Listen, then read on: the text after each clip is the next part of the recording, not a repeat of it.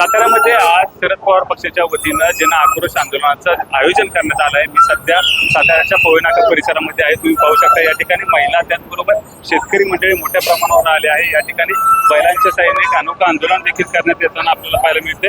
महागाई असेल, बेरोजगारी असेल, महिलांवर वाढणारे अत्याचार असेल, पेपर फुटी प्रकरण असेल, शेतकऱ्यांचे प्रश्न असेल, स्मार्ट मीटर योजना असेल, गॅस इंधन दरवाढी तसेच कांदा घसरल्यामुळे हैराण झालेल्या शेतकऱ्यांच्या समस्या देखील शेतकऱ्यांकडे लक्ष वेधण्यासाठी सरकारचं हे जन आक्रोश मोर्चाचं आंदोलन करण्यात येताना आपल्याला पाहायला मिळते। एकंदरीत जर पाहिलं तर राष्ट्रवादी शरद पवार पक्षाच्या प्रदेशाध्यक्ष शशिकांत शिंदे यांच्या नेतृत्वाखाली आणि कार्यकर्ते, नागरिक त्याचबरोबर मोठ्या संख्येनं रस्त्यावर उतरल्याचे चित्र आपल्याला पाहायला मिळते।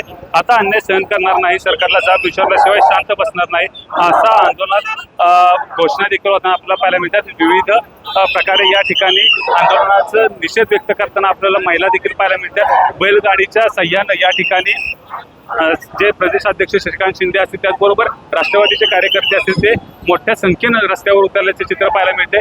कांदा दरवाढीमुळे शेतकऱ्याला जीव देण्याची वेळ आली असे देखील त्यांनी या ठिकाणी प्रतिकात्मक पुतळा देखील लावण्यात आला आहे। मोठ्या संख्येनं या ठिकाणी राष्ट्रवादीचे कार्यकर्ते असतील, पदाधिकारी असतील, त्याचबरोबर सातारकर असतील, हे सर्वजण या ठिकाणी रस्त्यावर उतरल्याचे चित्र आपल्याला पाहायला मिळते।